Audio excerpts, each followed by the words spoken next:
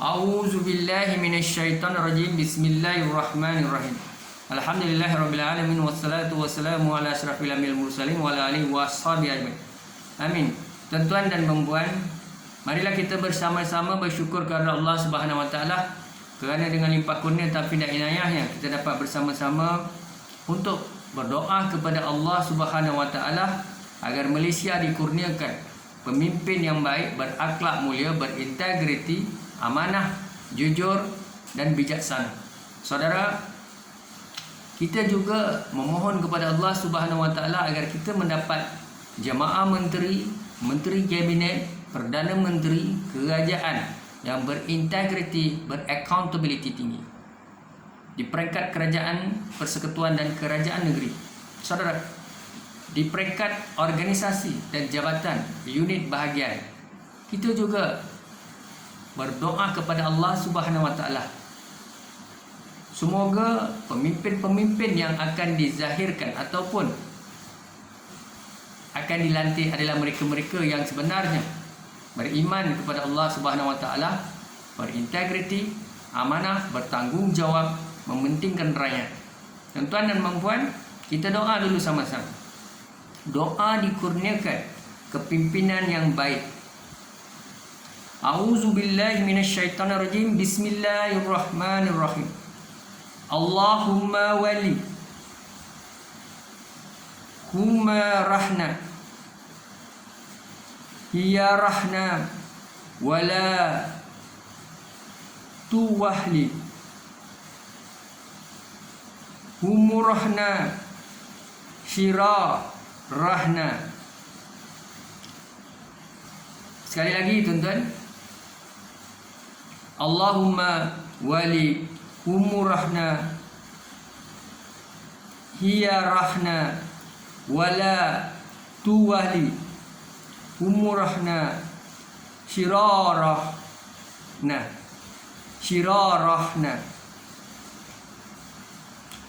Ya Allah, lantiklah untuk urusan kami, yakni pemerintahan, orang-orang yang terbaik di kalangan kami.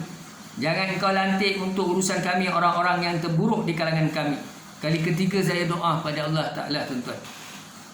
Bismillahirrahmanirrahim. Allahumma wali umurahna hiya rahna wala tuwahli umurahna syirarahna. Ya Allah, lantiklah untuk kami, yakni pemerintahan orang-orang yang terbaik di kalangan kami. Janganlah Engkau lantik untuk urusan kami orang-orang yang terburuk di kalangan kami. Tuan-tuan dan puan-puan, hari ini kita melihat bagaimana bercelarunya negara kita. Saya tidak merujuk kepada mana-mana kerajaan, baik Barisan Nasional, Pakatan Harapan, Perikatan Nasional. Nama hakikatnya Perikatan Nasional menjadi kerajaan. Mereka mahu buat yang terbaik kerana mereka memiliki kuasa. Mereka telah diberi amanah oleh Tuanku Sultan dan Raja-Raja Melayu sebelum ini. Setelah Datuk Seri Anwar dan Tuan Dr. Mahathir berlakunya perpecahan dalam kepimpinan Pakatan Harapan, setelah Pakatan mendapat amanah daripada rakyat dalam pilihan raya ke-14. Namun demikian, oleh kerana Tun Mahathir meletakkan jawatan, di situlah Tan Sri Muhyiddin Yassin mengambil peluang untuk membentuk kerajaan dan membawa kepada istana jumlah kursi melebihi 112. Akhirnya Tuanku berlaku adil. Tuanku memainkan peranan sebagai ketua negara, Tuanku Sultan dan Raja-Raja Melayu. Maka diperkenankan Tan Sri Muhyiddin Yassin dan Perikatan Nasional menjadi kerajaan.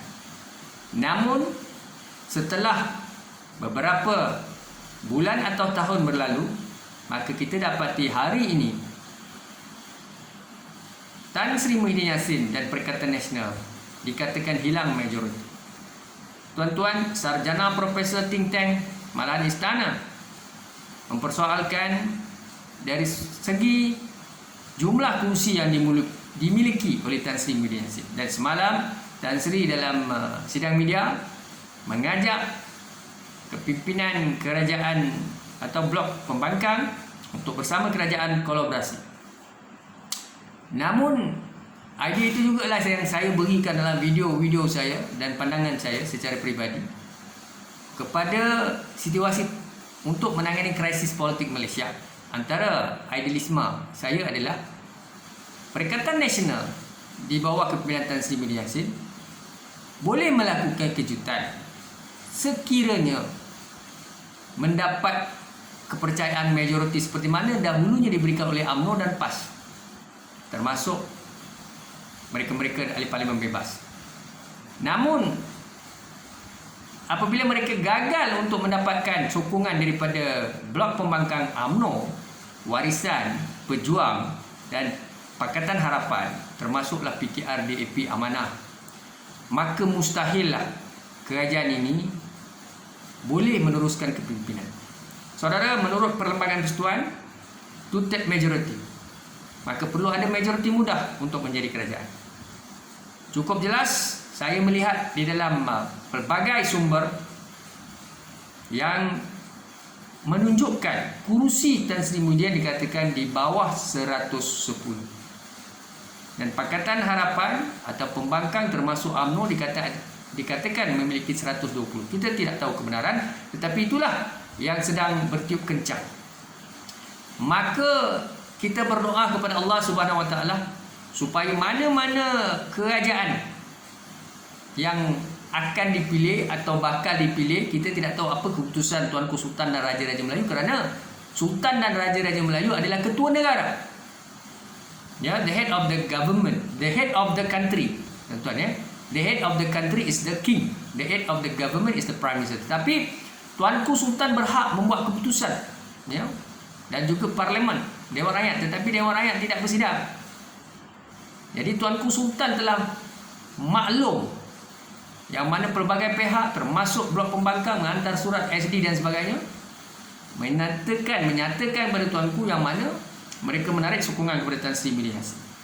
Jadi tuan-tuan, doa saya kepada pemimpin negara dan juga doa kita kepada Tuanku Sultan dan Raja-Raja Melayu supaya Tuanku Sultan dan Raja-Raja Melayu diberikan kekuatan untuk terus memutuskan, sebab kita tidak mahu pergolakan politik ini berterusan. Dia mengganggu pelbagai sektor pendidikan, kesihatan, keselamatan, ekonomi, pentadbiran, ya, ketua-ketua jabatan, ketua-ketua pusat tanggungjawab, ya, federal, state, local government tak boleh fokus kerja dengan istiqamah, dengan konsisten, dasar warsa, blueprint.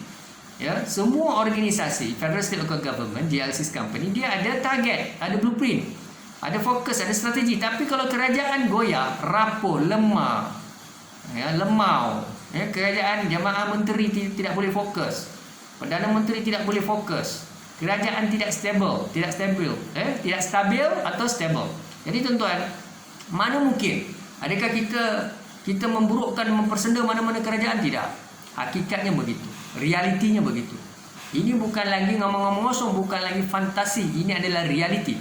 Pahit memang pahit, tetapi perlu kita terima. Kerana pada ketika Tun Mahathir melepaskan jawatan, maka pada ketika itu Anwar Ibrahim bertanggapan Datuk Seri Anwar mau menjadi Perdana Menteri, tapi tidak cukup kerana ada perpecahan di antara penyokong Tun dan Anwar. Maka tidak boleh menjadi Perdana Menteri, tidak dapat majoriti mudah. Akhirnya Tuanku Sultan mengambil Tan Sri Muhyiddin Yassin menjadi kerajaan. Kerana kerusinya apabila ada gabungan PAS, UMNO dan Bersatu dan beberapa parti bebas dan sebagainya. Tapi hari ini hakikatnya kita dapati bahawa Tan Sri Muhyiddin Yassin dikatakan hilang majoriti. Dan saya dimaklumkan dalam, tuan-tuan boleh buka YouTube, video, Facebook, macam-macam komen, bertali arus, ya, daripada subuh, zuhur, maghrib, asar, subuh, zuhur, asar, maghrib, isyak, bertali arus. Yang mana kononnya hari Senin ini ataupun lebih awal, Tan Sri Muhyiddin Yassin akan melepaskan jawatan, ya, menghadap tuanku dan meletakkannya. Kita tidak tahu kebenarannya, tetapi memang bertiup kencang, tidak boleh dikawal lagi. Dan kesannya kepada pelaburan, kesannya kepada masa depan negara, ekonomi negara, pelabur hilang keyakinan, ya, negara luar memandang kita agak tidak stable, tidak stabil ekonomi Malaysia, kepimpinan politik tidak stabil. Jadi kita tidak ada pilihan by hook or by crook. Kita tidak ada pilihan, tuan-tuan. Ini dah kira macam hukum yang halal dalam Islam, yang haram tetap haram. Jadi tak bolehlah kita halal carakan. Jadi saya minta lah sarjana, profesor, think tank, ulama, ustaz, mufti dan siapa yang ada semua ni kan. So tolonglah kita jadi orang-orang yang berintegriti dan beraccountability. Yang haram sebut haram, yang halal kata halal. Jangan dihalal carakan. Tak boleh. Begitu juga dalam Perlembagaan Persekutuan Federal, Perlembagaan Persekutuan, kita sebut undang-undang yang paling tinggi di Malaysia adalah Federal Constitution. Enactment Akta Ordinance yang bercanggah dengan Federal Constitution batal. Jadi kalau kita jadi pemimpin, kita ada kuasa, decision maker, kita mesti buat satu keputusan yang betul. Kalau saya, tuan-tuan kenal saya kan. Kalau saya jadi ketua jabatan ataupun saya ada position, kalau saya tahu saya tak layak, memang saya akan letak jawatan. Bukan itu saja, kalau orang beri tekanan pada saya, kalau saya dah buat yang terbaik, masih lagi ada orang yang tak suka saya juga akan letak jawatan. Saya punya nilai integriti begitulah, seperti orang negara maju. Kalau dia buat kesalahan, dia ada kelemahan, dia ada krisis, akhirnya dia bertanggungjawab. Seperti pemimpin di Jepun, di Amerika, di negara Australia, di UK dan sebagainya. Malaysia macam mana? Lagi dia buat dosa, lagi dia buat salah, lagi banyak rasuah, lagi banyak salah guna kuasa, lagi lama dia nak berkuasa. Itu attitude di Malaysia. Padahal kita Islam, mereka bukan Islam. Sepatutnya mana? Sebab tu ada satu kajian dibuat di dunia. Mereka dapati Singapura lebih Islamik daripada negara Islam yang ada kat dunia. Sebab apa? Sebab walaupun negara Singapura itu dia bukannya orang Islam, bukannya pemimpin Islam majoriti, tetapi mereka memberikan keadilan, kebersihan. Mereka lebih bersih daripada kita, dari segi kualiti, dari segi pengagihan harta, pengagihan ekonomi dan sebagainya, dan mereka adalah antara masyarakat ini dalam kajian, bukan kata akidah bukanlah, sebab akidah dia bukan Islam.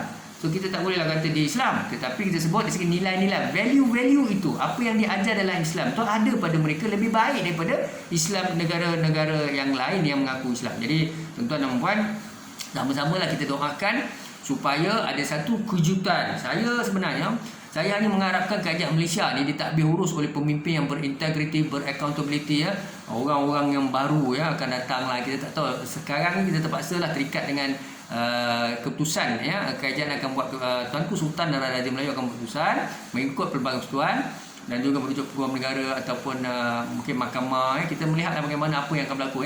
Tapi sebenarnya Tuanku boleh membuat keputusan sebab pandangan daripada pelbagai scholars ataupun peguam-peguam, majlis peguam dan sebagainya, kita dapati memang Tuanku sebenarnya boleh membuat keputusan, kerana kerajaan telah hilang, disebut majoriti. Cukup jelas. Jadi tak semestinya buat persidangan parlimen, sebab parlimen kita tahu tak boleh bersidang. Sepatutnya boleh bersidang besok lusa, tapi ini situasi percaturan politik. Jadi kalau lagi cepat kerajaan perikatan buka gelanggang, lagi cepat dah jatuh secara disebut secara objektif atau realitinya. Sebab itulah mungkin ada sebab kenapa parlimen tak dibuka, itu kita tidak pasti. Tapi apa pun bagi saya, kalau tak buka parlimen pun memang dah, kalau dah tak ada, kalau benarlah tidak ada kerusi ni, sebab memang banyak pihak keluarkan kenyataan, scholars, professors, penganalisis politik, sarjana, pemimpin pembangkang kerajaan, macam-macam pihak menyatakan, termasuk Tan Sri Muhyiddin Yassin merayu kepada Pakatan Pembangkang dan Datuk Seri Anwar, Ketua Pembangkang, ditawarkan jawatan Menteri Kanan, akan diberi pencen. Jadi perkara-perkara ini ada juga pihak mengatakan pelbagai isu berkaitan satu pemberian dan sebagainya. Dan saya nak sebut, sebenarnya saya juga telah mencadangkan dalam audio video saya, yang mana sebenarnya berbagai alternatif untuk kita memastikan kerajaan itu stable. Kalau kita tidak ada pilihan, tidak ada banyak pilihan untuk kita menuding jari. Sekarang ini tak kira kita Melayu, India, Cina, Sabah, Sarawak, Kadazan, Portugis asli, kita mesti memastikan supaya kerajaan kita ini stable, kerajaan stabil, seperti Amerika, Australia, Singapura dan India dan sebagainya. Kalau kerajaan tidak stabil, asyik-asyik panggil ke rumah Perdana Menteri, asyik-asyik panggil jemaah menteri ke rumah Perdana Menteri, Menteri Kanan dan sebagainya, apa yang nak difokusnya. Jadi sebab kerajaan tak kuat, boleh jatuh bila-bila masa kan. Jadi memang kerajaan dah jatuh katanya. Saya pun tidak pasti kebenarannya. Kita kena tunggulah pengumuman daripada Istana Negara dan juga apakah tindakan Perdana Menteri. Saya memang kesian dan simpatilah kepada Tan Sri Muhyiddin Yassin, tetapi Tan Sri Muhyiddin Yassin dan Kerajaan Perikatan Nasional perlu kesian dengan rakyat Malaysia dan Tuanku Sultan dan Raja Melayu, kerana Tuanku Sultan mempunyai tanggungjawab. Tuanku Sultan menjaga rakyat, 33 juta rakyat termasuk pada Parlimen, Dewan Rakyat, Dewan Negara. Tetapi tak bolehlah beri tekanan pada Tuanku Sultan dan Raja Melayu, sebab Tuanku Sultan dan Raja Melayu perlu dipermudahkan urusan Tuanku Sultan daripada kebaginda, supaya janganlah terlalu disebut melarikan diri daripada realiti. Jadi saya minta kepada Abah, kita punya Tan Sri Muhyiddin Yassin, supaya Abah menjadi pemimpin yang berakhlak mulia, sebab Abah berasal daripada Johor Bahru.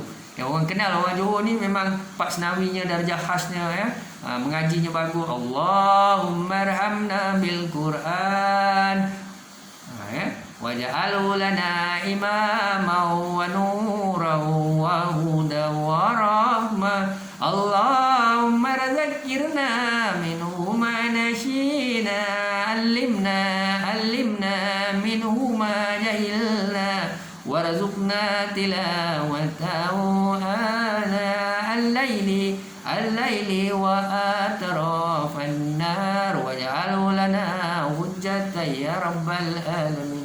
Jadi Johor ini terkenal dengan akidahnya, memang setiap Jumaat ada pembudayaan Al-Quran, membaca Quran dan terjemahan, dan Tan Sri Muhyiddin Yassin tahulah, memang duduk Johor lama. Jadi Tan Sri berjiwa besar kerana Allah lillahi ta'ala, kerana rakyat, gaji jemaah menteri, Perdana Menteri semua dibayar melalui wang amanah rakyat, Treasury Perbendaharaan Malaysia, taxpayer money, duit rakyat 33 juta rakyat, Melayu, India, Cina, Sabah, Sarawak, Kedatangan Melanau, Portugis asli. Jadi tolonglah perhatikan, dan kalau dah itu takdirnya kun fayakun, Tan Sri letaklah jawatan, sebab kita tidak mahu rakyat Malaysia sibuk dengan politik. Buatlah full stop, kita minta Tan Sri withdraw, dan insyaAllah Allah Ta'ala akan bagi ganjaran. Siapa yang tak nak jadi Perdana Menteri? Semua orang nak jadi Perdana Menteri, jemaah menteri.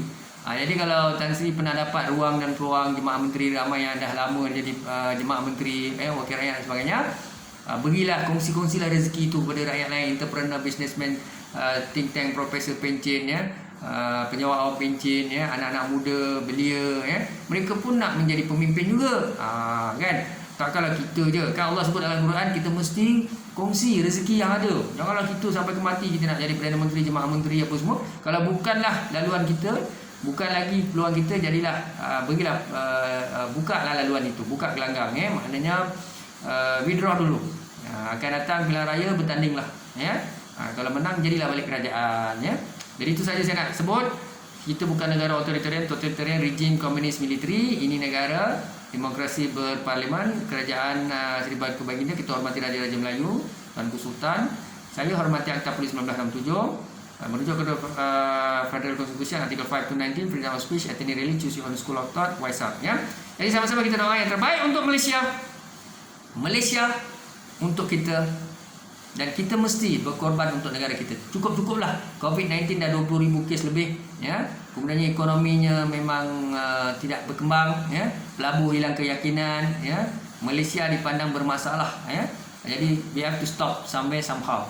Do it as soon as possible, by hook or by crook. This is all about decision making. You as a Prime Minister, Mr. Prime Minister Tan Sri, you have the right to make your own decision. Be a gentleman, do the best for us, and respect the royal, the king, and do the best for us, for Malaysia. And we will be proud of you, because you are the good Prime Minister of Malaysia, which is respect people, respect the opposition, and respect all of us, and respect the king.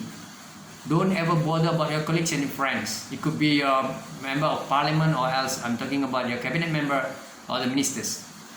Listen to us, listen to the king, listen to the royal, listen to all the stakeholders, and listen to us, and be proud of you, Mr. Prime Minister Tan Sri Muhyiddin Yassin, we will always proud of you because you are gentlemen. You are doing good thing for good people, and we will always pray for you.